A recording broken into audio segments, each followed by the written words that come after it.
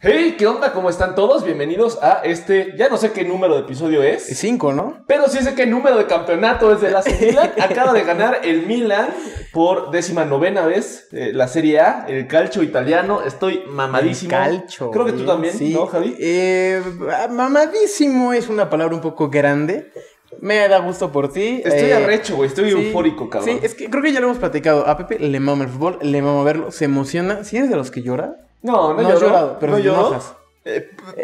En algún punto de mi vida, alguna pared le habré pegado. ¿Alguna vez fuiste un ¿no? FIFAs? Como Gonzalo. Vamos a poner aquí el video de Gonzalo. Te están viendo tus hijos, Gonzalo. ¡Ya, Gonzalo! Agua con los chavillos. Ese pude haber sido yo en algún punto de mi vida.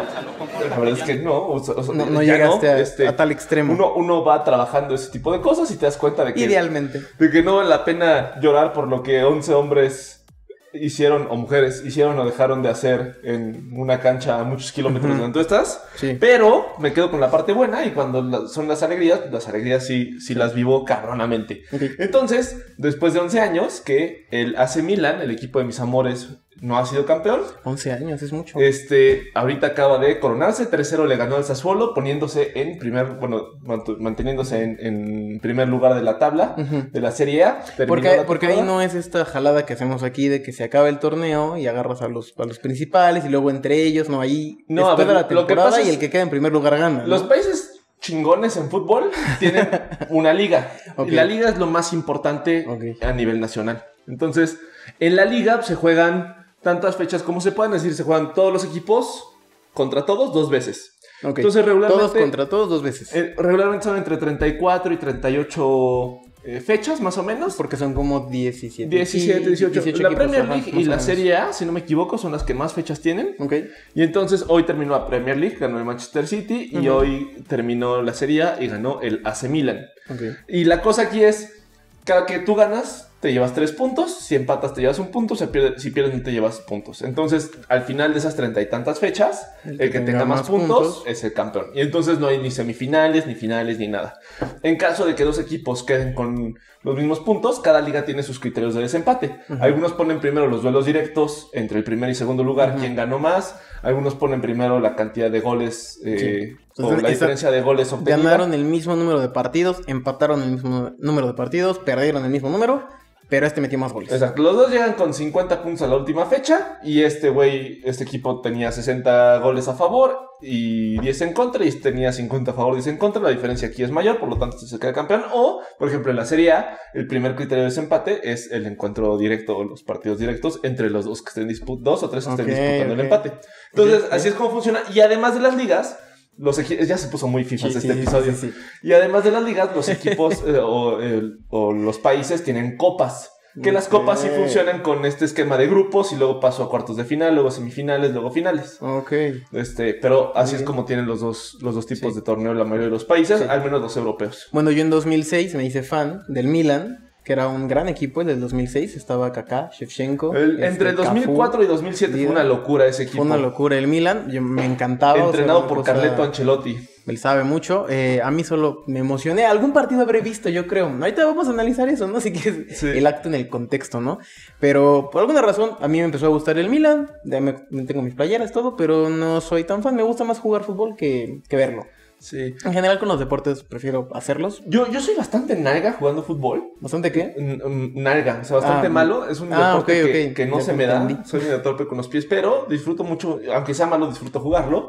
Y tampoco soy... Y disfruto mucho verlo, güey. Bueno. Y al Milan disfruto más verlo. Sí. Una vez lo iba a ver, creo que ya conté esta anécdota, ¿no? En el programa. Cuando no sé. Iba a ver en vivo al Milan y no pude. Viajé a Italia, a Milán. Estaba tomando un tren camino a la ciudad de Milán en ese momento. Qué bonito es tomar el tren en Italia. Sí, pues en Europa en general, pinche ¿no? privilegio. Sí, pinches privilegios. Pero bueno, con ese comentario. Tantos siglos de... Perdón. Más privilegio el de los cabrones que están allá, güey, ¿no? Tantos siglos de explotación de minorías les reditó en ello, sin coraje hacia la banda europea que nos escuchan, que ya nos han dicho varios españoles que nos escuchan, lo que está chido, muchas gracias. Pero pues sí, la neta es que el transporte público en Europa es otro pedo. Ojalá pudiéramos tener un poco más de eso por acá en México. Pero bueno, estaba tomando un tren camino a Milán, güey.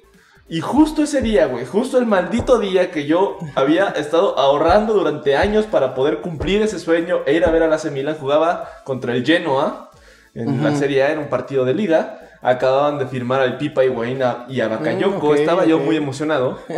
Y me estoy subiendo al tren, cabrón, y escucho en italiano, que están hablando unos güeyes que están a mi izquierda, que se canceló el partido. Evidentemente yo no hablo italiano, entonces... No, pero los viste hacer así y sabías que era italiano. Y dije, están hablando italiano, claro, ¿no? claro. No tiene nada que ver que esté en Italia, ¿no? Supe que están hablando italiano porque hicieron así. Hacían eso.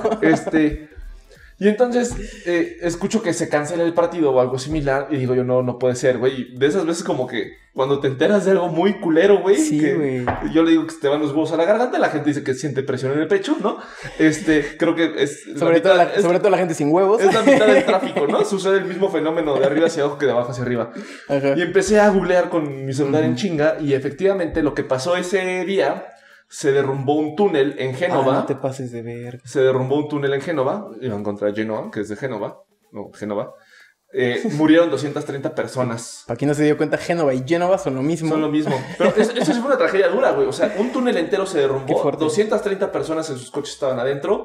Se murieron todos. Güey. Y se canceló el partido. Por eso la verdad es que dije, a ver, a mí me parece, yo me lo cuento a mí mismo como que fue una tragedia que yo no viera el Milán, güey. Pero hubo 230 familias, por lo menos, que...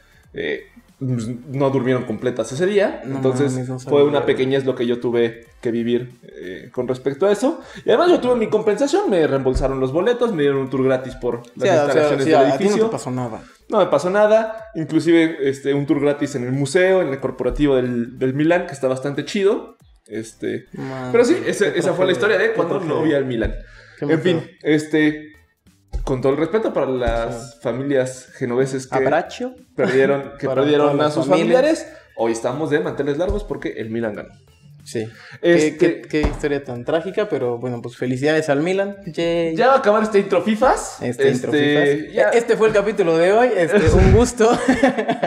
Nada más, antes de acabar el intro FIFAs, recibimos muy buenos comentarios cuando nos metimos a hablar de anécdotas y estupideces. Espera, quiero hacer una pequeña acotación importante sobre el mundo de lo FIFA. Leí la noticia, me parece que ya se logró que, al menos en la selección estadounidense, creo que mujeres y hombres van a ganar lo mismo, ¿no? Sí. Me parece un gran avance, padrísimo. Aplausos a eso. Aquí quiero hacer un llamado. Y continuamos con la sección FIFA. Aquí quiero hacer un llamado. Me voy a quitar un poco los FIFAs. Sí es sobre fútbol, pero creo que hay que hablar de esto. Bien. El argumento principal para que haya una diferencia importante salarial entre fútbol varonil y femenil es que ellas no generan el mismo nivel de dinero. Es que un partido de fútbol varonil genera muchísimo más dinero que toda la liga femenil. Sí, en efecto. Sí es cierto, pero... Eso es completamente cierto. Bueno, en Estados Unidos no tanto, porque ellas ya fueron campeonas del mundo y más o menos los estados de revenue están similares. Okay. Pero en la mayoría del mundo no es así. En la absoluta mayoría del mundo, el fútbol varonil genera muchas veces más dinero que el fútbol femenil. Pero es importante que entendamos la igualdad, no necesariamente... Vamos a poner acá un par de referencias inclusive que hablan de esto. Las va a poner. Es importante hablar la igualdad y la voluntad de igualdad, no solamente como la de aplanar terrenos y generar las mismas condiciones, sino el de reconocer las deudas históricas que tenemos. Sí. No es solamente el no sometimiento, sino es el reconocimiento de lo dispareja que ha sido la historia en ello. En este sentido, las cuotas de género, por ejemplo, cuando hablamos de un lugar de trabajo, es que ¿por qué a fuerza son 50% mujeres y no son las mujeres más talentosas? A ver, el hecho de que las mujeres tal vez no sean las más talentosas en algún rubro en particular no es un accidente. Muy probablemente es por un acceso limitado a estudios o experiencia profesional en algunos rubros. No quiero decir que las mujeres no sean igual de capaces que los hombres, no es lo que estoy diciendo, sino que prácticamente... o en maneras prácticas va a haber lugares donde haya deficiencias o diferencias en el desempeño, tanto de hombres hacia mujeres como de mujeres hacia hombres. Entonces, el agarrar solamente un corte transversal de la actualidad y decir quién se está desempeñando mejor y con mejores resultados, ignora que esos resultados son resultado, a su vez, de muchos años de situaciones disparejas. Si nosotros le echamos la culpa, es como...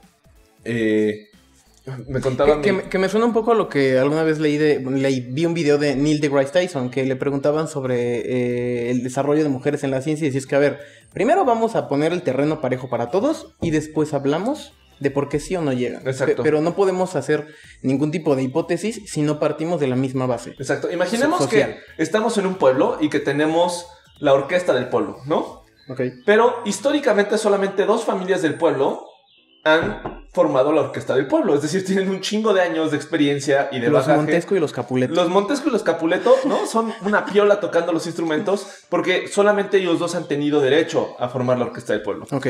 Si el día de mañana nosotros decimos, bueno, vamos a hacerlo un talent show, ¿no? Y aquí vamos a decidir que los más talentosos formen parte de la orquesta del pueblo.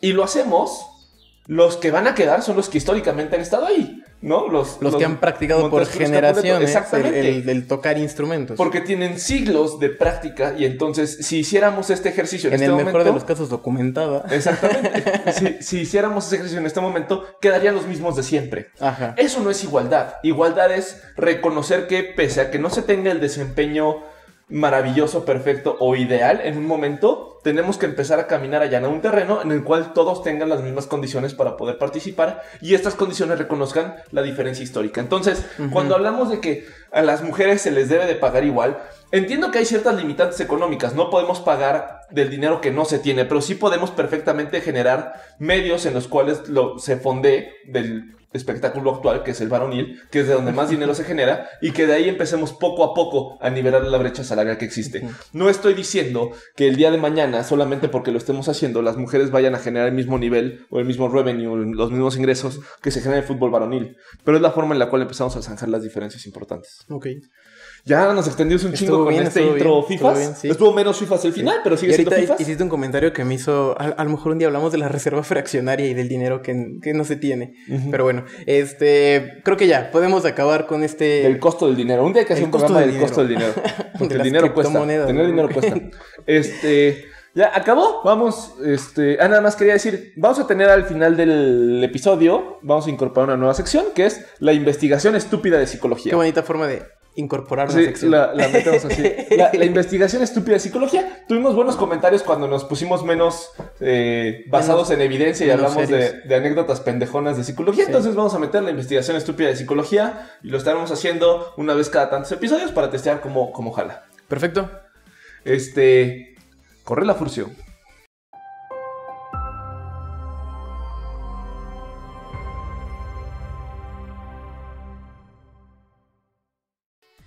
Bien, estamos de vuelta y el día de hoy vamos a hablar acerca de el análisis funcional, pero lo que queremos hacer es empezar a criticar también el modelo biomédico, porque ya lo hemos hecho en varios capítulos, ya hemos como lanzado así pequeñas bombas a la crítica al modelo biomédico, pero hoy nos queremos enfocar en cómo el análisis funcional es pues la herramienta principal con la que trabajamos tú y yo y con la que personalmente creo debería trabajar cualquier psicólogo, cualquier psicoterapeuta basado en evidencia.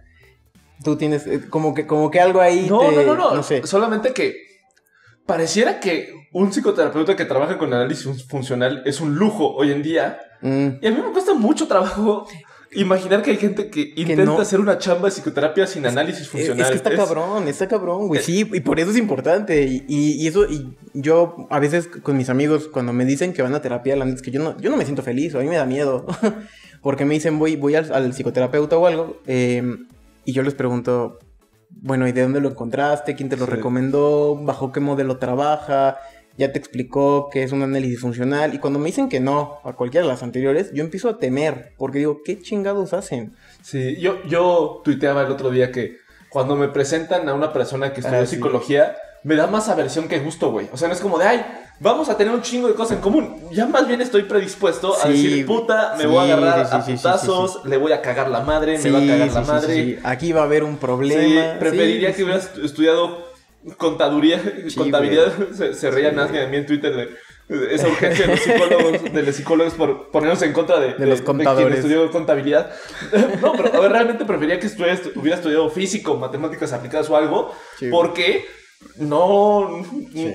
Porque es que yo sí no me callo, cabrón. Estoy en una pinche reunión y no le digo a una persona que hace psicoanálisis, es mierda lo que haces, ¿no? Sí. Es que para quien nos escucha que no son psicólogos, nosotros no somos populares dentro de nuestro gremio. O sea, somos muy pocos los que queremos tratar de hacer una práctica basada en la ciencia. Cada vez más. Cada vez más. No sé, a veces creo que es un poco la burbuja también de mis redes sociales, pero sí, en mis redes sociales conozco a mucha gente que procura hacer lo mismo que hacemos nosotros. Tienes razón. Güey, qué rica brisa está entrando ahorita por la ventana. No saben el calor. Hace un chingo de calor. Pero te decía que no somos como la mayoría de la gente en México, al menos en México, la mayoría son psicoanalistas, son personas que hacen cosas rarísimas, que mezclan tarot con constelaciones, con el coaching, con Gestalt. Realmente por eso iniciamos este podcast, porque la mayoría de la gente no tiene ni idea de lo que es un análisis funcional, ni lo que es una práctica basada en la mejor evidencia disponible. Que de hecho también lo tuiteé hace poquito, porque fue el día del psicólogo, hace 3 días. El 20 de mayo. No, hace 2 días, el 20 de mayo. Y decíamos que no era un momento para celebrar. A mí no me parece un momento para celebrar cuando sé todas las deficiencias que hay a nivel de formación de toda la gente que está por ahí dando terapia. Y parte de estas deficiencias vienen de la diferencia paradigmática o la mala asignación paradigmática desde la cual empezamos a hacer nuestra chamba. Sí. Hoy queremos poner en contraste dos. El paradigma biomédico y el paradigma funcional o de análisis funcional. Sí, el contextualismo funcional. Bueno, al menos yo me vengo al contextualismo porque pues yo me identifico como terapeuta contextual. Todo análisis funcional es contextual.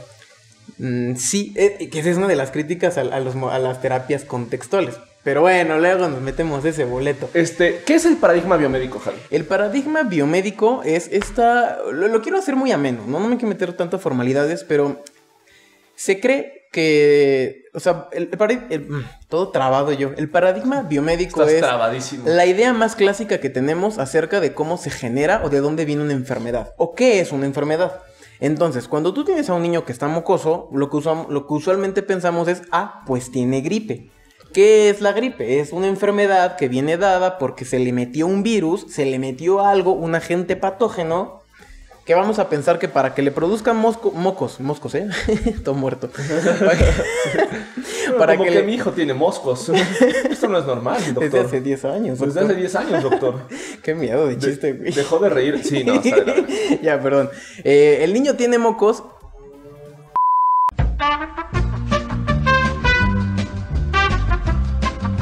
Hola. A ver, acaba de pasar lo más raro en la historia, claro que sí.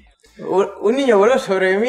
A ver, sirve. Y voló un auto con su rayo láser. Sirve para ejemplificar la diferencia entre correlación y causalidad. Hicimos un chiste sobre un niño muerto y todo murió. Se fue la luz en ese momento. Se fue, horrible. En el edificio. Fallas técnicas. Y la computadora dejó de reconocer la cámara. Luego la aplicación de Voice Meter, que es la que utilizamos para grabar la voz, para grabar dos dejó de funcionar. Entonces, si nosotros fuéramos supersticiosos y si no tuviéramos esta actitud científica, no volveríamos a hacer nunca un chiste sobre un niño muerto. No volveríamos a mencionar las dos palabras juntas, niño muerto o niño con moscos. Porque entonces... o niño mosqueado. O niño mosqueado. Porque entonces lo que sucedería...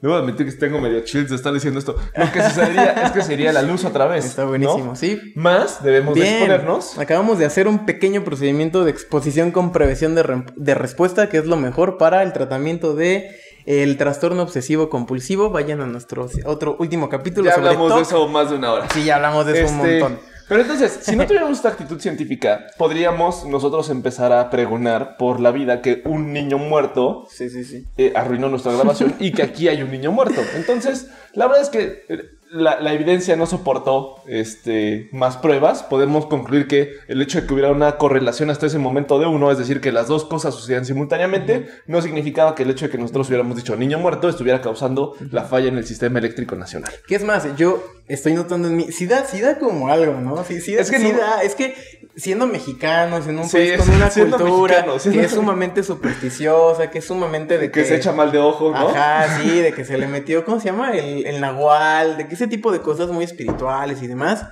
Pues claro que en nuestra historia de vida tiene algo que ver y tiene que ver mucho también con el tema que vamos a tocar hoy. ¿Cómo empiezan los trastornos? Es que... Espera un momento, es que yo sí quiero decirlo. Si hay un niño muerto en este momento, escuchándonos, aquí escuchándonos, que por favor se vaya otra vez la luz. Y que dé like y se suscriba. Y que dé like a YouTube. ¿Te imaginas? El niño muerto dio like y se suscribió. Niño con moscos. Niño con moscos.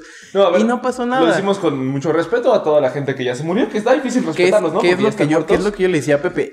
Ya no quiero hacer otra vez ningún chiste sobre un niño mosqueado porque políticamente no me gustó.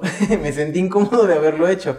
Pero tenemos que probar un punto y es que correlación no es causalidad. Correlación es causalidad. Pero bueno, antes de esto estábamos hablando del paradigma biomédico. la diferencia entre el paradigma biomédico y el paradigma de análisis conductual. Sí, del contextualismo funcional, que de ahí vamos a rescatar la herramienta con la que deberíamos trabajar, creo yo, todos los psicoterapeutas, que es el análisis funcional. De la conducta. Y ahí vamos a ejemplificar con un niño con mocos, pero yo me trabé y dije un niño con moscos y luego pasó todo lo que ya se enteraba. Habla del niño con mocos. Entonces, en el momelo biomédico, ay no, hoy vengo de irreverente, una disculpa. Un niño con mocos, según el modelo biomédico, lo que tiene es algo adentro de él que le está provocando los mocos. Llámese un hongo, llámese una bacteria, llámese un virus, llámese un prión, llámese cualquier agente patógeno, ¿no? A lo mejor incluso la contaminación del aire le está causando los mocos. El modelo biomédico es maravilloso para la medicina.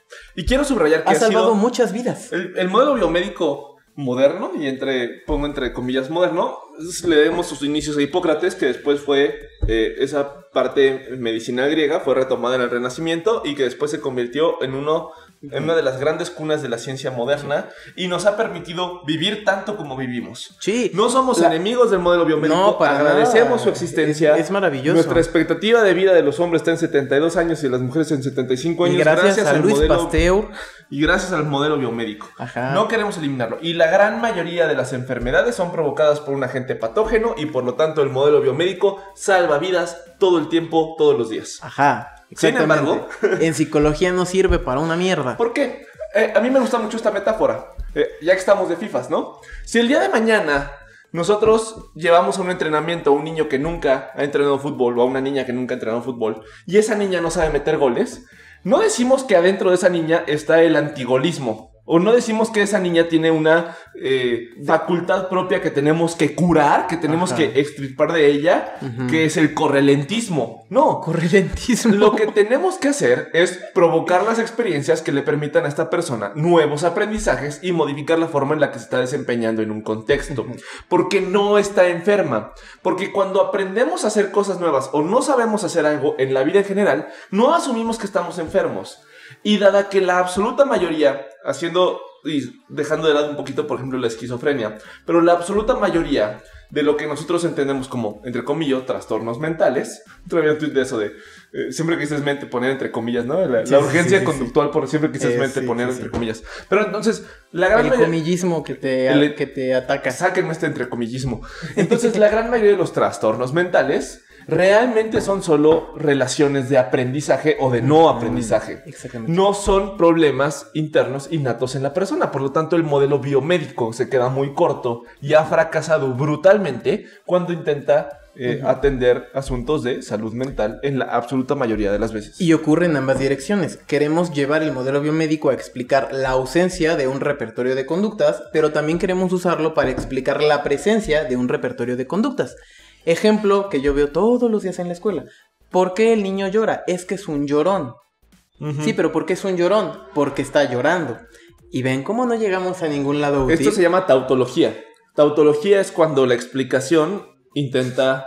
la explicación retorna a la causa y la causa retorna a la explicación y se genera un círculo. Sí, ¿por qué llora? Porque es llorón y es llorón porque llora. Es como chistoso porque nos cuesta mucho trabajo entender la tautología con ejemplos de la vida diaria conductuales, pero pero sí nos burlamos de un niño que te dice ¿qué es la lluvia? Ah, pues es cuando llueve.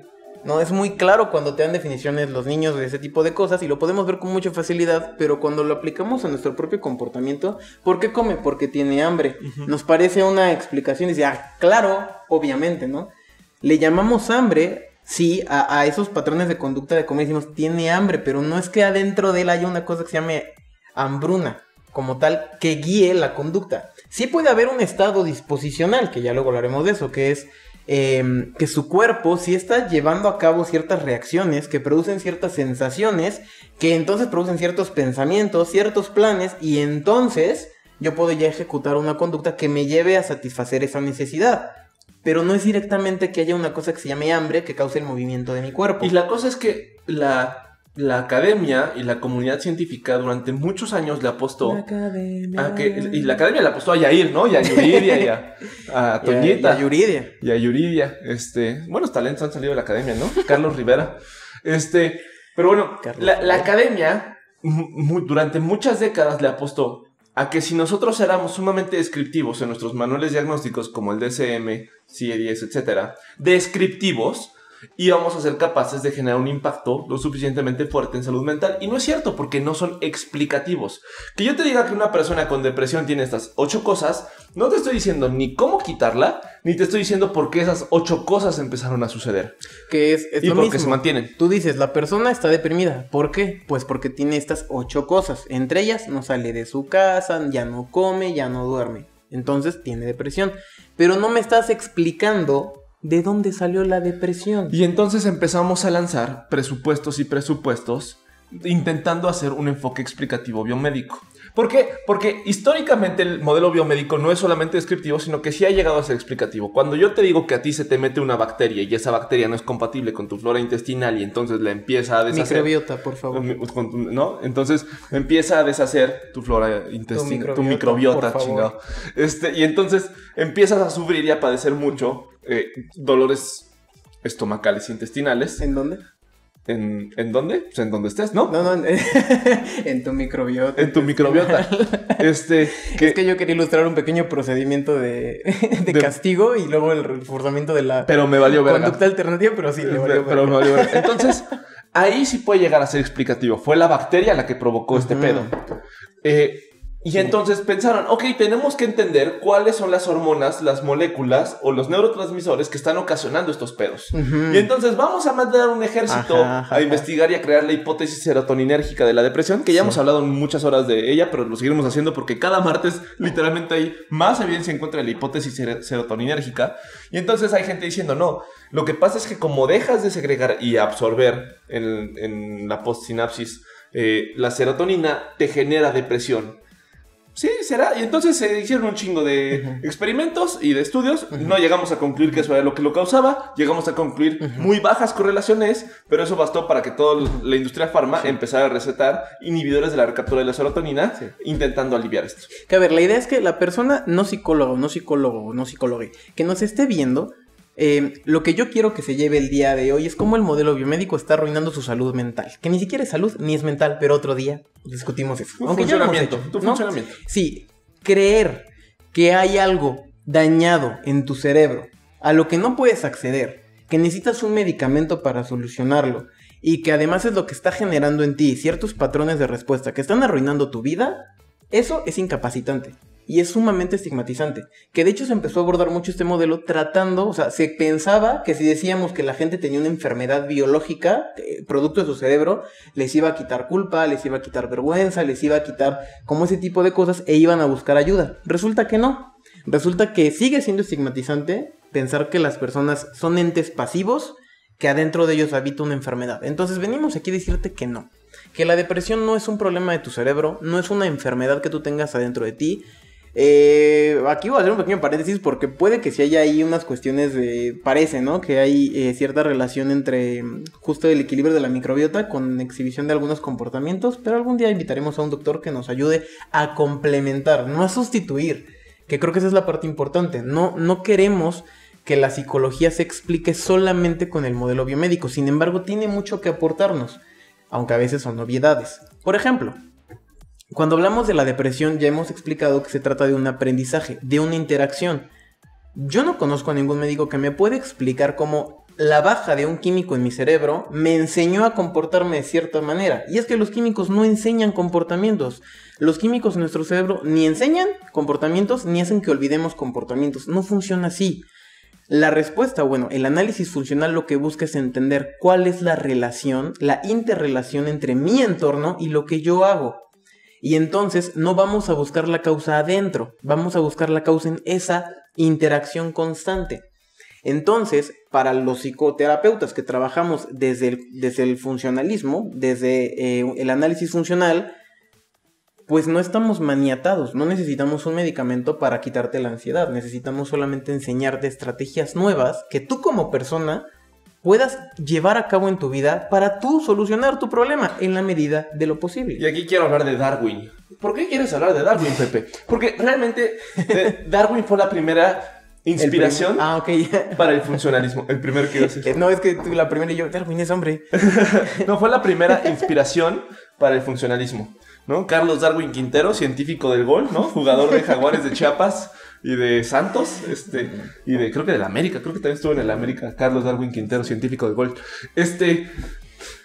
Una vez en un examen de biología te conté, ¿no? Que, no puta, pues por hacerme el cagado, güey, en quinto de prepa, me preguntaba sobre los aportes de Carlos Darwin Quintero, y no mames, le acababa de ganar con el Santos una final en Monterrey un día antes. Entonces yo andaba mamado con Carlos Darwin Quintero y puse todo el palmarés ahí de Carlos Darwin Quintero, y la maestra no se tentó el corazón. Pero a ti te preguntaron de Charles Darwin. De Charles Darwin, güey, sí, ¿no? y mamador. Yo de mamador, pero güey, era una pregunta que abarcaba esto de toda la hoja, ¿no? Y entonces yo puse aquí el palmarés de Carlos Darwin Quintero, y la profesora dijo, pues pinche cagadita, y me tachó toda la hoja, güey, y por poco reprobo biología ese mes, pero bueno, quiero hablar de Charles Darwin.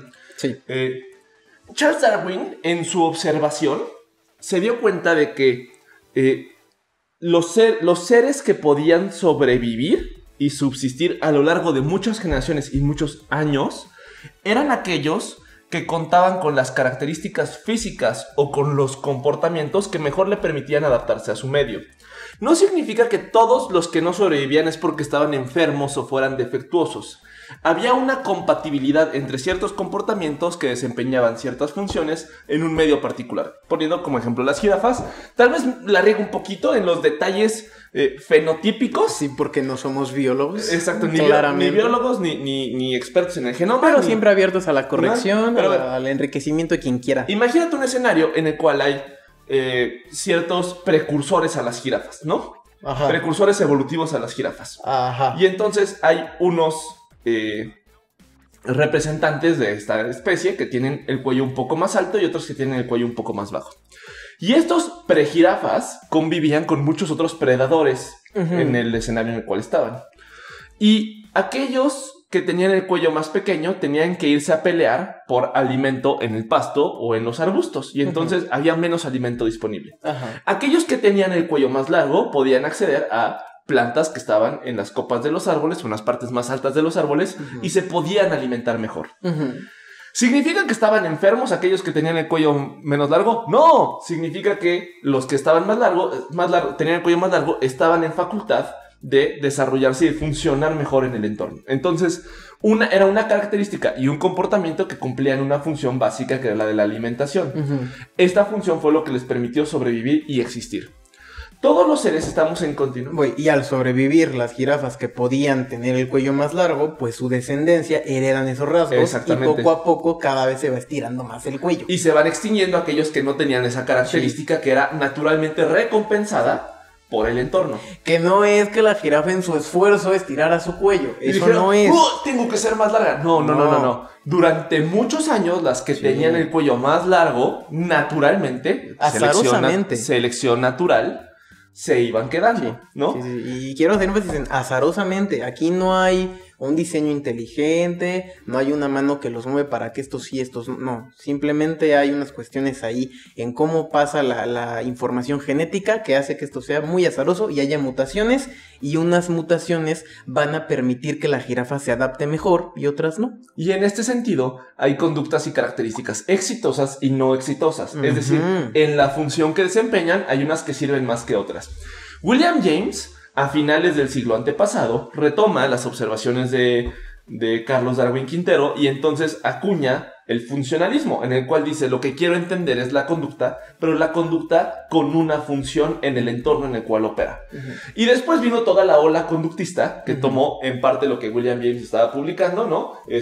Skinner, la chingada, ya hemos hablado mucho de eso. Y entonces empezamos a hablar del análisis funcional, entendiendo que cada una de las cosas que hacemos, suceden o nos pasan, cumplen con una función. Y entonces, sí, Javi, háblanos un poquito más del análisis funcional. Y no solo que cumple una función, sino que también es un término matemático que te habla de que está en función de ciertas cosas. O sea, hay una relación matemática entre la aparición de un estímulo con una respuesta, o la aparición de un estímulo con una consecuencia. Y entre mayor sea la relación, decimos que es mucho más contingente, y entre menos, o sea, por ejemplo, que yo le diga hola, ¿cómo estás? A alguien es muy contingente con la respuesta de muy bien. Es decir, es muy probable que si yo le digo a Pepe hola, ¿cómo estás? Él me responda estoy bien o estoy muy bien. ¿Sí? Son contingentes porque la probabilidad es alta. Pero hay relaciones que son muy poco contingentes, como lo es que yo haga un chiste sobre un niño mosqueado y que la luz se vaya. Lo que queremos decir es, cada una de las cosas que tú haces o dejas de hacer, bueno, no sé si todas las que dejas de hacer, tienen una función y aparecen en función de algo más. Ajá. Por eso es importante recuperar el contexto. Es decir, el hecho de que yo diga hola es porque históricamente aprendí que cuando yo tenía la necesidad de comunicarme con alguien o de hacer notar mi presencia en un lugar, lo que mejor funcionaba para eso era decir hola. Entonces, en función de que yo quiera hacerme notar en un lugar, la operante o la conducta que más probablemente va a operar es hola, porque me funciona para eso que estoy buscando lograr. Ahora, bueno, continúa. Lo pongo en estos términos metiendo como mucha fuerza de voluntad en medio, pero esto en realidad sucede bastante automático, ¿no? No necesariamente yo estoy haciendo un análisis de tengo que hacerme notar en este lugar, así que los voy a saludar para que sepan que ya estoy aquí. No, sino que estos aprendizajes se van automatizando y entonces van apareciendo de manera contingente sin una mediación verbal. Sí, exactamente. Hay muchos aprendizajes que son a nivel sensorial, sin que haya palabras de por medio. Como alguna vez yo le mostraba a Pepe que si yo le daba la mano, o sea, posiblemente él me la dé porque ya hay una respuesta, pero no piensa en, está extendiendo la mano, quizás quiere que yo le dé la mano. No, o sea, no pasa, simplemente reaccionas. Entonces, son aprendizajes que son preverbales, ¿no? Que es lo que podríamos llamar como inconsciente, pero que no es el inconsciente freudiano, que es el muy popular, ese no es. Exacto. Délate si explicamos esto de entrada describiendo las partes de un análisis funcional. Antes de eso, a mí me gustaría decir algo. Así como a mí me funciona de algo tomar esta taza y llevármela a la boca y verter el café, me gusta que siga verter y no vertir, verter el café en mi boca. Joven Werther. Me sirve de algo esta conducta que parece completamente inofensiva. También las conductas que muchas veces patologizamos cumplen con una función. ¿Viste que hiciste beber el café? Sí. Me recordó lo rico que es el café. El día que Skinner condicionó a Eric Fromm. Sí, entonces, vean nuestro episodio anterior si no entendieron lo que acabo de decir. Entonces, las funciones que las conductas que patologizamos muchas veces también cumplen una función.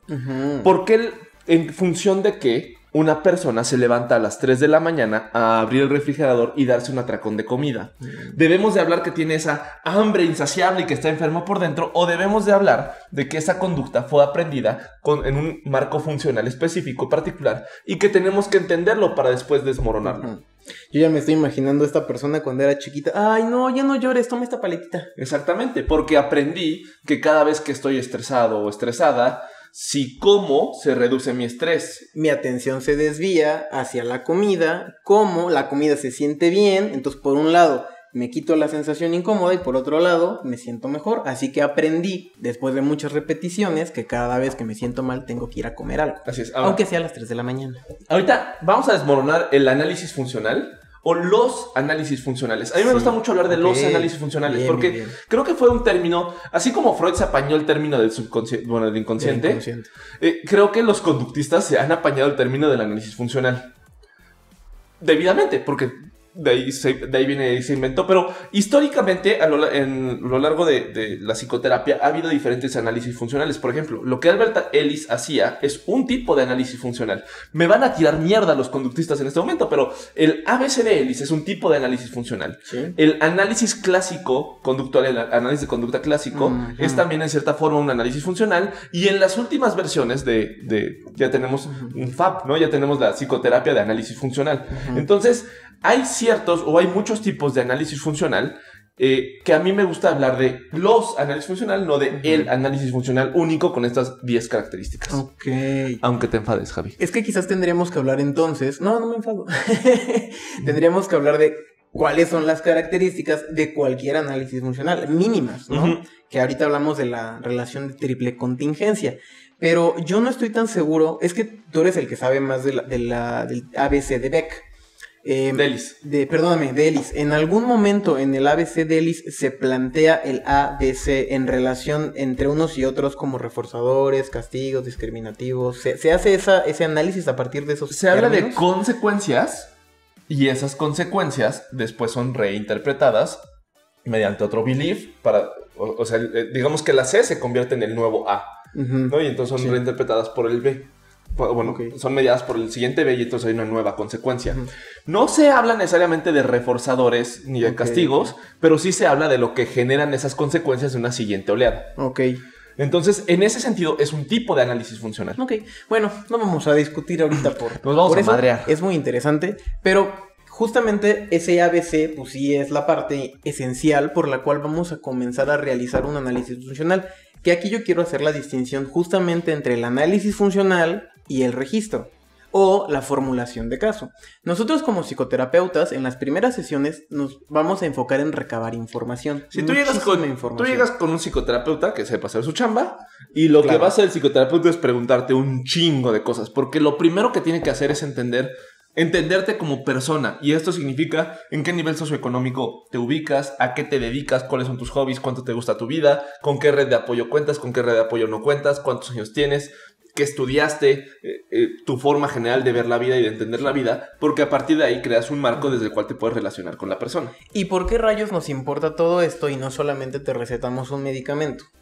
Porque nosotros, como personas que parten de una filosofía que es el funcionalismo contextual, entendemos que lo que te pasa hoy viene mediado o tiene mucho que ver con lo que has aprendido a lo largo de tu vida y con lo que está pasando hoy en tu vida. Es decir, a lo mejor yo crecí en un ambiente donde me enseñaron que cada vez que me sentía mal debo comer. Pero yo vengo a terapia hoy porque me está pasando mucho. Antes no me paraba todos los días a las 2 de la madrugada a comer porque sentía yo algún tipo de ansiedad. Sino que resulta que eso comenzó a pasar hace 2 meses que en mi trabajo me amenazaron con que me iban a despedir porque no estaba dando los resultados. Así es. Entonces, lo que estoy haciendo hoy tiene que ver con mi situación actual, que es la posible pérdida de trabajo, y la manera en que yo me relaciono con esa posible pérdida de trabajo, dada mi historia anterior. Y en ese sentido, la gran mayoría de las personas que llegan a psicoterapia llegan no con un diagnóstico, ni mucho menos con un análisis funcional, llegan con una queja. Es decir, me está pasando mucho esto o no estoy logrando hacer esto otro. Y lo que tiene que preguntar todo psicoterapeuta o toda psicoterapeuta calificada en ese momento es: si esto está sucediendo, ¿cuánto tiempo lleva sucediendo? ¿Y por qué hasta este momento llegas a terapia? ¿Cuál fue ese evento disparador que te hizo decir, creo que necesito conseguir un psicoterapeuta? Y entonces empezamos a entender el contexto en el cual se empiezan a dar estas conductas o estas quejas que está presentando. Que no es que no se le metió el fantasma del necesito terapismo. No. Seguramente se encontró con alguien que le dijo, oye, ¿por qué no vas a terapia? Tengo un contacto. Bien. O a lo mejor ya pasó una situación muy grave y dijo, quizás necesito terapia. Exacto. Que eso es bien interesante porque nadie va a pensar en quizás necesito terapia si toda su vida creció creyendo que los terapeutas somos personas que no hacemos el trabajo, que somos unos charlatanes, que con justa razón, La verdad es que muchos de esos. Hay muchos de esos y con justa razón. Y la idea de este podcast es empezar a cambiar eso. Pero el punto es que no vas a ir a terapia si no tuviste en tu historia pasada un contexto que favoreciera la aparición del pensamiento, necesito ir con un terapeuta, bueno, pero entonces, terapista. ¿Qué sí es un análisis funcional? ¿Qué sí es un análisis funcional? Es tomar, entonces, una cosa es la formulación de caso, que es lo que ya explicó Pepe, recopilar todos los datos necesarios acerca de lo que te está pasando. Luego lo que podemos hacer es enviar autorregistros que nos pueden ayudar también a completar esto. Y un autorregistro es, por ejemplo, yo lo que quiero es modificar, y esto es importante. Es cuando llevas tu coche a registrar, ¿no? Siempre, exactamente. Siempre, me voy a poner un poquito técnico. Sí. Tenemos que partir de la modificación del objetivo conductual como una respuesta, sea una respondiente o una operante que queremos modificar, sea hacia arriba, sea hacia abajo, en aparición y frecuencia en los contextos. Entonces, por ejemplo, mi objetivo terapéutico es dejar de levantarme a las 3 de la mañana para darme un atracón de comida de pastel de fresa. Ok, entonces lo que necesitamos es empezar a recabar información de cuándo, cómo, en qué contexto, en qué marco y qué estaba pasando cada vez que tú incurriste en esta conducta o esta respuesta te sucedió.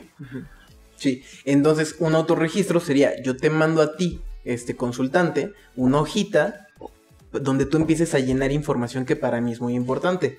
¿Dónde estabas? O sea, ¿qué había a tu alrededor? ¿Qué estímulos estaban ahí disponibles? Justo antes de que tú emitieras la conducta de ir al refri, abrir, tomar, que es una conducta muy compleja, se podría analizar muchísimo. Esos son los antecedentes. Entonces tú me vas a llenar toda la tablita de la situación, todo lo que estaba antes de.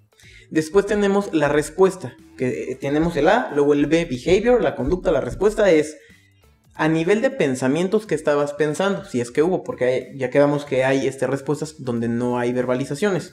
A nivel motor, ¿qué hacías con tu cuerpo cuando estaba ocurriendo esta situación? Y también a nivel de emociones. Y habrá quien divida, creo que en más, impulsos, también están los impulsos, ¿no? Que estabas, tenías ganas de hacer qué cosa.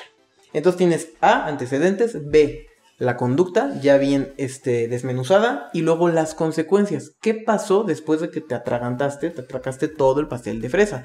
¿Cómo te sentiste? Inmediatamente después, y luego se pueden revisar consecuencias a más largo plazo.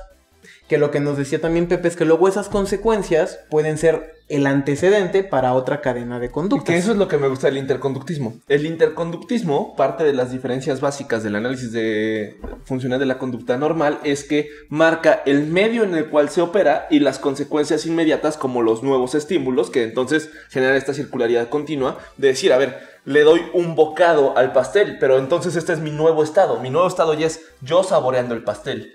Y entonces todas las conductas que voy a seguir detonando ya vienen en función de yo comiendo pastel. Que es lo que sería un nuevo segmento interconductal, ¿no? Exactamente. Sí. Ay, qué bonito es el interconductismo. Hoy no tenemos a Ribes aquí, pero siempre está aquí. Siempre está ahí. Junto al Milan. Y en Veracruz. Y en Veracruz. Nada más que en el interconductismo no es análisis funcional, sería el análisis contingencial, ¿no? Que analiza todas las contingencias y ya, luego hablamos del interconductismo. Entonces, ya tengo yo A, ya tengo B y ya tengo C.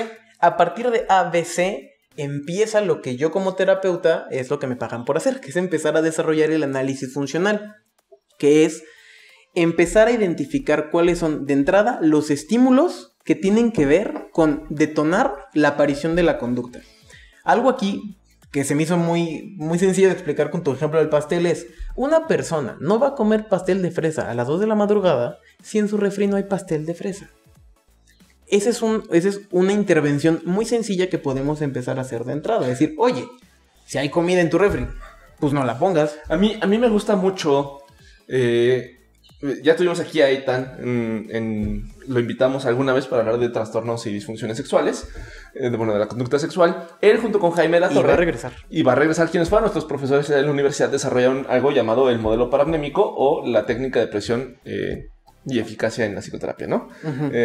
Técnica de presión e integración en la psicoterapia. Entonces, ellos también desarrollaron un tipo de análisis funcional. Okay. Y en este tipo de análisis funcional lo dividen en tres. El estado estímulo, que es todo lo que me está pasando. Luego, este estado estímulo pasa a un estado clasificatorio que que para mí son las variables disposicionales. Es la variable disposicional, ¿no? Tienes una variable disposicional durante tu estado estímulo, que es todo lo que te está pasando a ti como ente, como ser en ese momento. Es decir, cuando tú como persona tienes hambre, es más propenso que actúes con conductas orientadas a la comida. Cuando sientes ansiedad, es más propenso que actúes de otras formas. Cuando sientes tristeza, o lo que llamamos tristeza, es más probable que ejecutes otras conductas. Exactamente. Tu estado corporal va a ser una variable importantísima de qué pasa después. Y entonces, en este estado estímulo, después viene un estado clasificador, que es justo los estímulos que estoy viviendo, debo de clasificarlos como deseables, indeseables, apetitivos, aversivos. No necesariamente en palabras, ojo. No necesariamente en palabras. Porque puede que yo me diga, esta es una situación que no me gusta estar viviendo. O simplemente puede que me esté quemando la mano cuando la recargo en la estufa y eso es clasificado sensorialmente y de manera inmediata, no necesariamente en palabras. Okay. Y eso detona un estado respondiente. De nuevo, para ponerlo en palabras muy sencillas, un estado respondiente sería lo que te pasa una vez que clasificas el estímulo que estás viviendo. Que ahora yo lo reboto, que creo que aquí lo que sería es como que se elicitan o se detonan, depende si es respondiente u operante. Lo que produce este estado es que funciona en sí mismo como un estímulo discriminativo que te va a avisar si lo que pasa después te va a gustar o no te va a gustar. Exactamente. En pésimas palabras, pero es un poco la idea. Voy a poner un ejemplo, ¿no? Llego yo con un ramo de flores, ¿no? Y entonces voy a ver a mi pareja. Me emocioné. Y entonces, no son para Javi. Voy a ver a mi pareja, ¿no? Y este es mi estado de estímulo. Yo vengo eufórico, anticipativo, con un ramo de flores. Y vengo pensando, imaginándome todo lo chingón que va a estar. Y de repente veo que mi pareja se está besando con otra persona. Ese es mi estado de estímulo. Aquí hacemos el corte. ¡Pum! Importante. Siempre el análisis funcional de la conducta tiene que tener cierto grado de zoom hacia adentro, cierto grado de zoom hacia afuera, para entender la conducta o grupo de conductas que queremos analizar. Y siempre detenemos el tiempo imaginariamente, sí, ¿no? Entonces, porque todo el tiempo nos está pasando y nos está cambiando el estado de estímulo, pero para poderlo analizar necesitamos hacer un congelamiento en ese momento. Entonces, Detenemos la cámara, vengo yo con mi ramo de flores, ¿no? Y entonces veo a mi pareja besándose con alguien más. Vamos a una pausa porque acaba de llegar. Acaban de llegar mis valores. Ay, qué rápido. Vengo yo llegando con las flores y estamos en este corte de este momento en particular. Vengo yo llegando con las flores y vengo emocionado y pensando en todo lo chingón que va a estar y que voy a ver al amor de mi vida y la chingada. Y llego y está mi pareja y está mi pareja besándose con alguien más. Este es mi estado de estímulo en este momento. Madre. Qué poca madre, ¿no? Te veo besándote con otro. En este momento hacemos el corte imaginario. Ajá. Lo que sucede es mi estado de estímulo cambia al ver que está siendo besada por alguien más y esto lo clasifico probablemente en este caso en particular, esto siempre cambia, es subjetivo de persona. Sí. Y esa es la importancia de hacer el análisis funcional bien, porque va a depender muchísimo de la persona y de su historia pasada y un montón de cosas. Entonces, este ejemplo solamente funciona para este ejemplo lo que hipotético. Para otra persona probablemente se habría excitado de ver eso, ¿no? De haber dicho, se está besando con alguien más. En este caso en particular, para esta persona es una amenaza grave para todo lo que valora en la vida. Sí. Y entonces lo que clasifica este evento como algo indeseable, amenazante, terrible. Y entonces la respondiente, lo que va a suceder es que en este momento va a sentir un encabronamiento brutal. Esta emoción, esta respuesta fisiológica, emocional y sensorial me siento muy mal, estoy muy enojado, es lo que clasificamos como respondiente. O una tristeza abrumadora. Insistimos, este es un ejemplo, no es lo que le va a pasar a todo el mundo si ve a su pareja besándose con otro. A otra persona pudo haber bajado las orejas como Igor, se pudo haber puesto muy triste, pudo haber empezado a llorar hasta deshidratarse. No, esta persona en particular... A lo mejor se pone hasta feliz.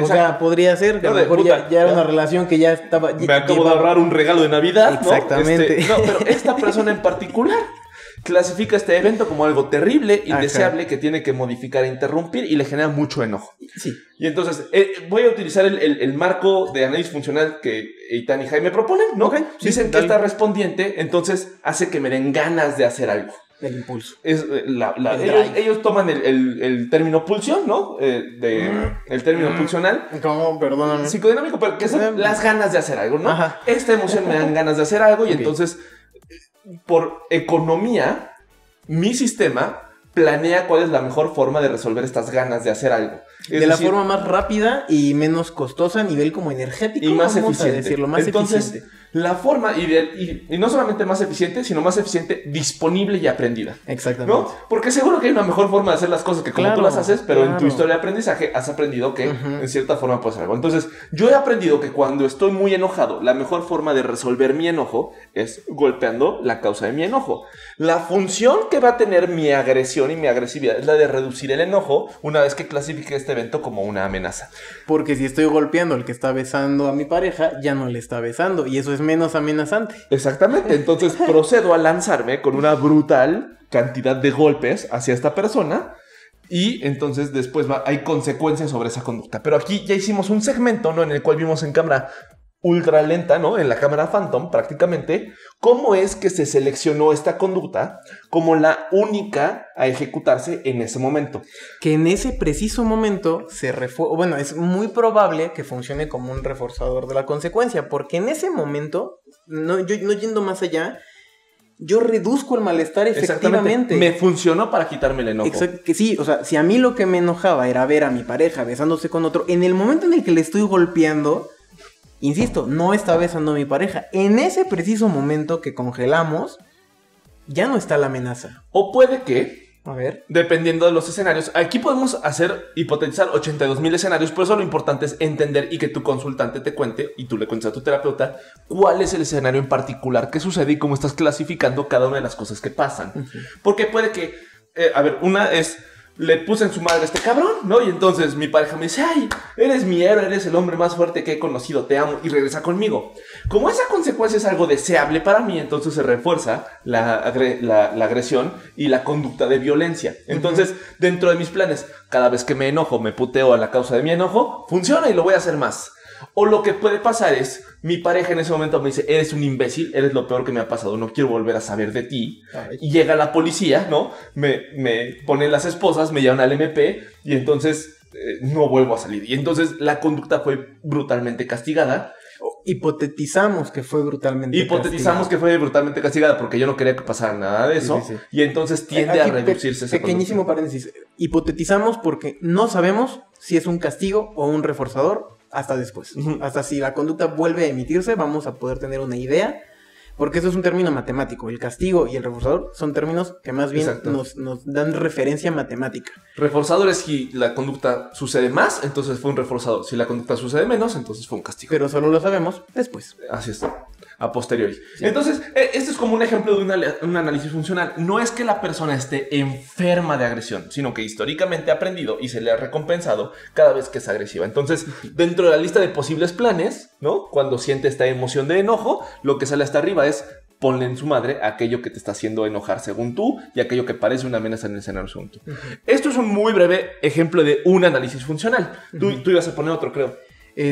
No realmente otro, pero más bien yo quería como enfocarme más, ya no tanto pararme en la TPI, que es lo que tú manejas, sino a lo mejor este mismo escenario que planteó Pepe, analizarlo a partir ya de los términos conductuales propiamente dichos, ¿no? Que este estado clasificador que tú le llamas, si entendí bien, son las variables disposicionales que como ser humano tenemos todo el tiempo. Yo también le digo estado de disposición. Bueno. Ok, después tenemos también el estímulo discriminativo, que es, a mí, ¿cómo lo explico? Me gusta explicarlo con un semáforo, que de hecho seguramente me lo explicaron a mí así, yo no soy ningún creador de nada. Ni soy un policía de tránsito para referirme con semáforos a las cosas. El estímulo discriminativo es una señal ambiental, la que sea, una luz, un sonido, un olor, un algo que te va a avisar que está disponible un reforzador.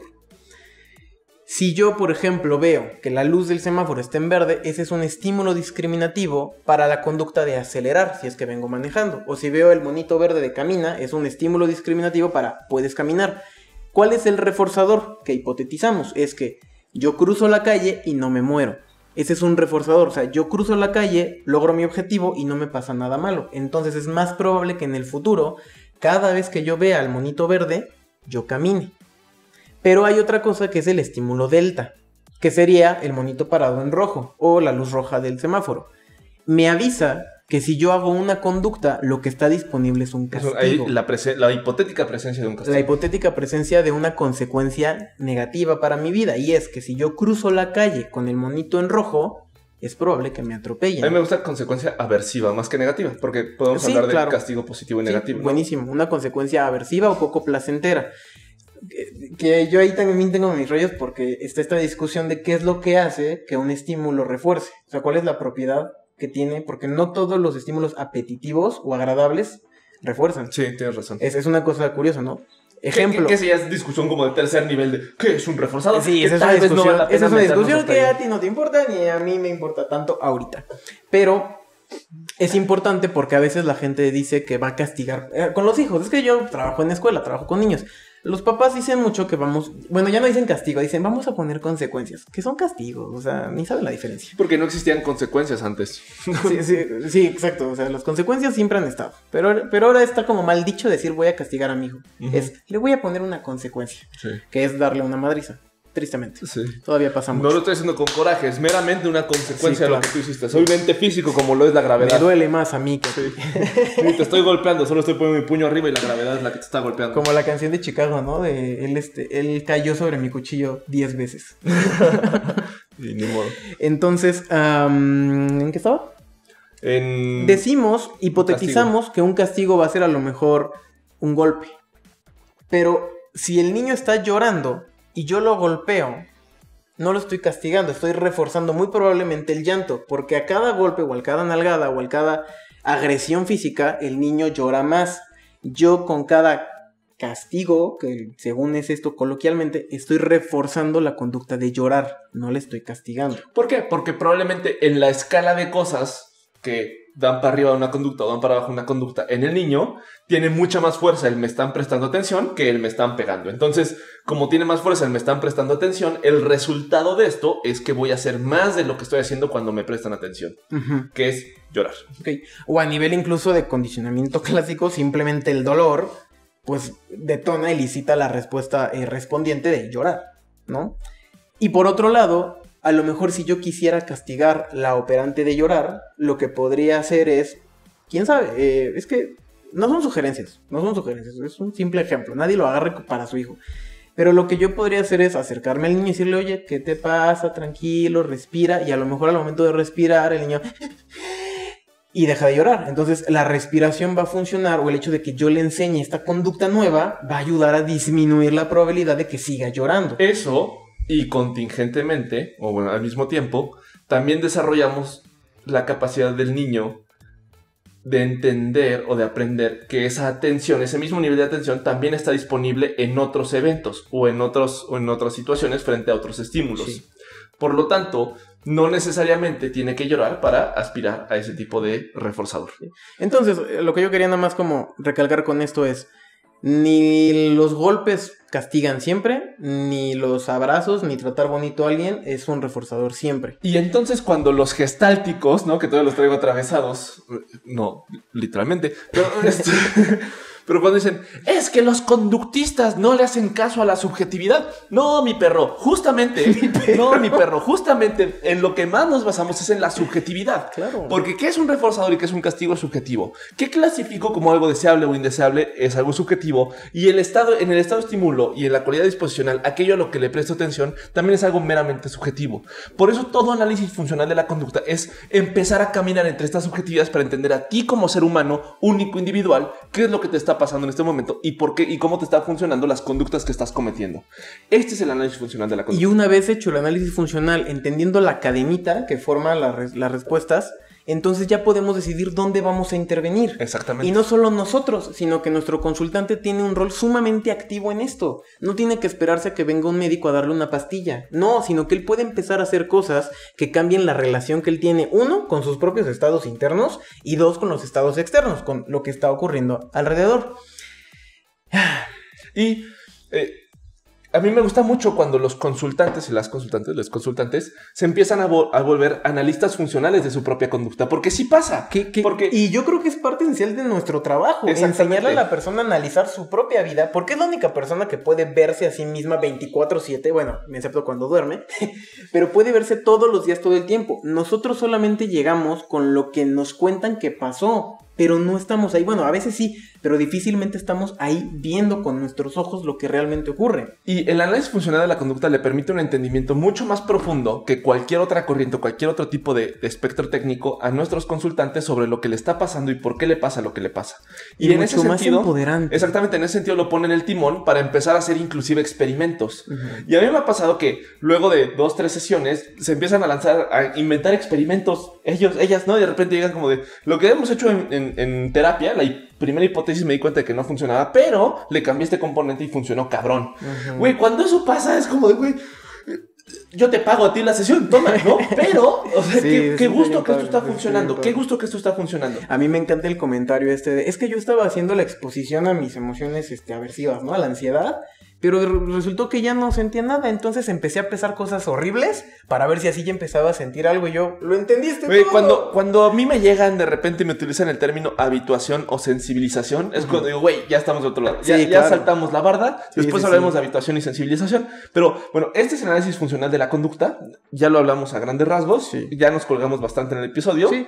Ya, o sea, para ir cerrando entonces, nada más esto. La intervención va a ser mucho por parte del consultante y va a ser súper efectiva que aprenda a hacer estos análisis y a intervenir. Y se puede intervenir a veces a nivel de los antecedentes, a veces enseñando nuevas conductas como tal.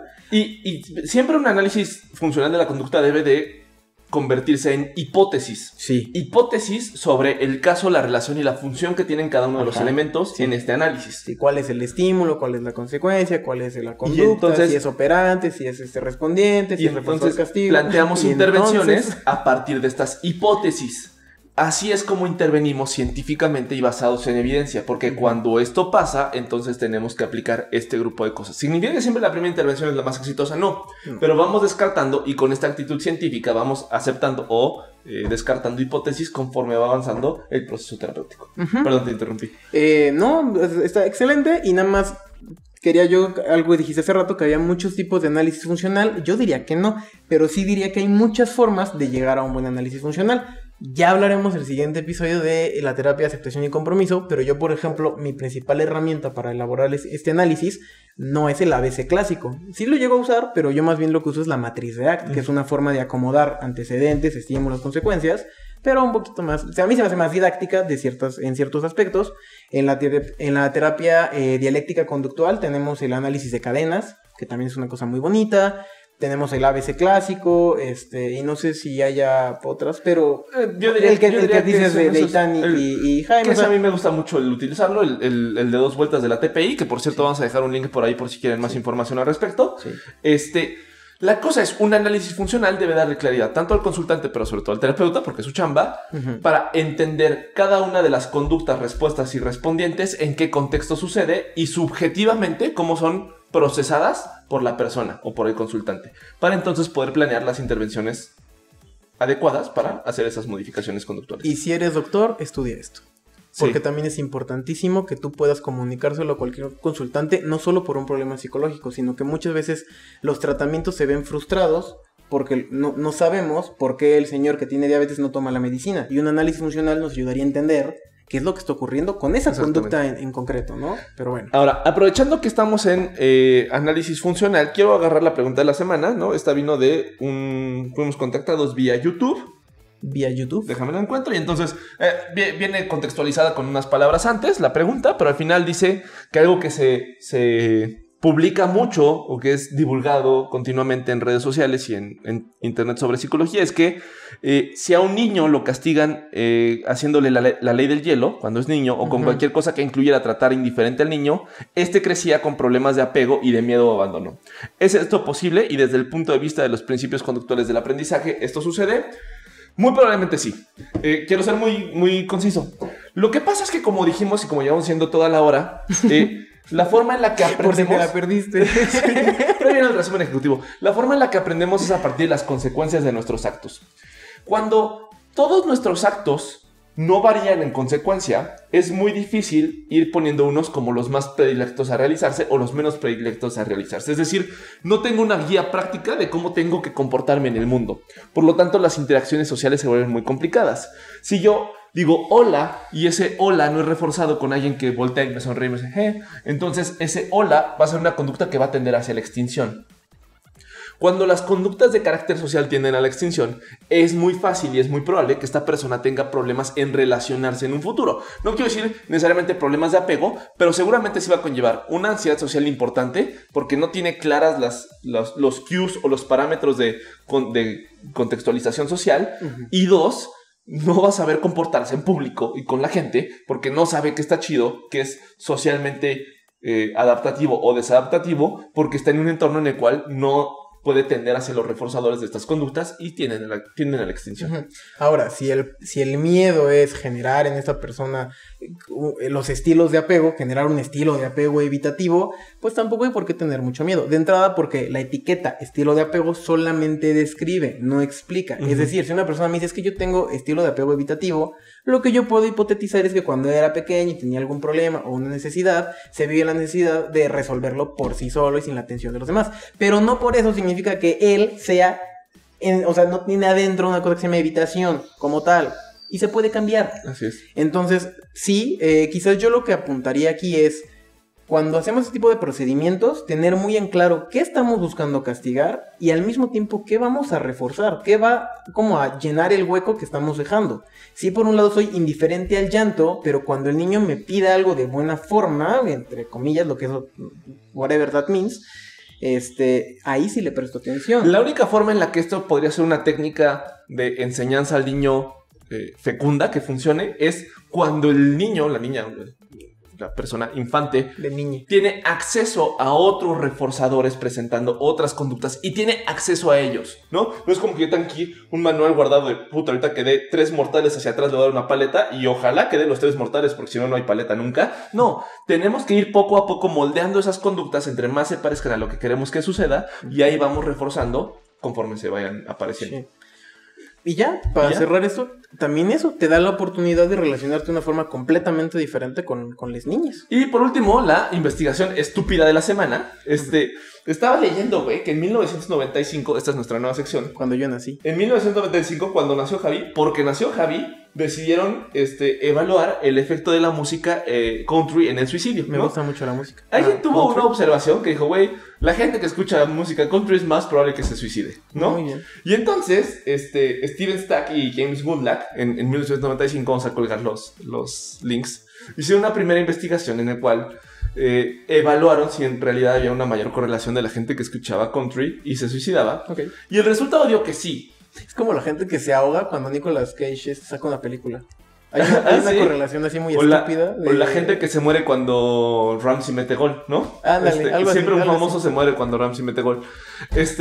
Pero, a ver, son correlaciones, no causalidades. Entonces, en este análisis correlacional también se incluyen, pero no concluyen desde ahí. Es lo que me da risa, el sesgo investigativo, porque inclusive la gente que hace ciencia mete sus sesgos ahí y es importante tener ese filtro. La ciencia es objetiva, la gente que la hace, no tanto. Exactamente.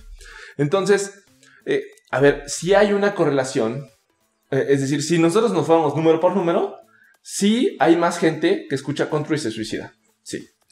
Pero, y aquí es donde viene lo estúpido, y es donde tenemos que aprender a leer este tipo de artículos, porque si no luego la gente de cualquier estación de radio dice, un estudio de la universidad de su puta madre acaba de concluir que la gente que estudia country se mata más, entonces la música country queda vetada. No, a ver, hay otro tipo de variables importantes, contingentes que tenemos que analizar, como por ejemplo, y me da risa que inclusive en el listan, pero no concluyen desde ahí, ¿no? La pobreza. El hecho de que la gente viviera en el sur de Estados Unidos era otra de las variables importantes, pero sobre todo el acceso a armas.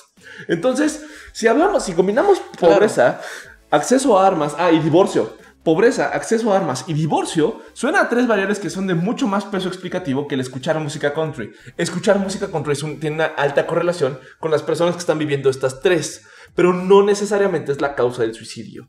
Entonces, esta es la investigación estúpida. A ver, que yo no soy experto en cultura estadounidense, pero imagino que está relacionado escuchar música country en el sur de Estados Unidos con una forma de lidiar con emociones difíciles, ¿no? Así como cuando yo estoy triste escucho rock emo, pues una persona allá a lo mejor es propensa a escuchar música country. Entonces, una persona que tiene poco ingreso, que se está divorciando, que la está pasando muy mal, decide justo antes de suicidarse, pues poner música que le ayude un poquito a sobrellevar. Entonces, mi hipótesis sería y que lo más probable era que esa persona se suicidara o no se suicidara porque vivía en el sur de Estados Unidos, iba a escuchar música country, es lo más probable. Y tenía acceso a armas. Y tenía acceso a armas, que eso sí es algo que puede incrementar de manera importante las conductas suicidas. Entonces, a ver, no hay evidencia alguna, y se han hecho un chingo de investigaciones de que un tipo de música favorece algún tipo de violencia o algún tipo de suicidio o hace que aparezcan esas conductas. No hay evidencia alguna.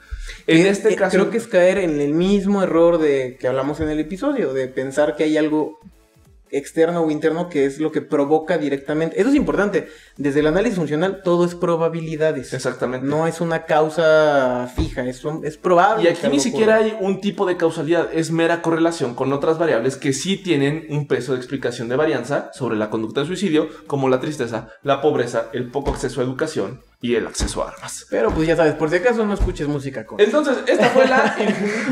No es cierto, escucha lo que quieras. Esta fue la investigación pendeja de la semana y la estaremos clipeando por ahí. Y estaremos... Díganos si les gustó o no les gustó esta sección. Si no les gustó, se extinguirá. Si les gustó, será reforzada y entonces aparecerá más como un análisis funcional de la conducta bien hecho. ¿Vale?